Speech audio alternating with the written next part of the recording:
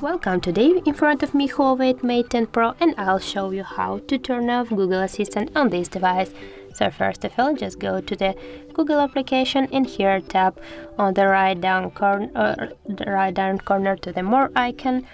Now just tap to the settings and here you'll see the Google Assistant. Tap on that and just scroll down and find the general settings. Tap on that and here you can see the Google Assistant switcher that's turned on. If you want to turn it off, just tap once to the switcher and confirm to turn it off. So that's it. If you found this video helpful, leave like, comment and subscribe our channel.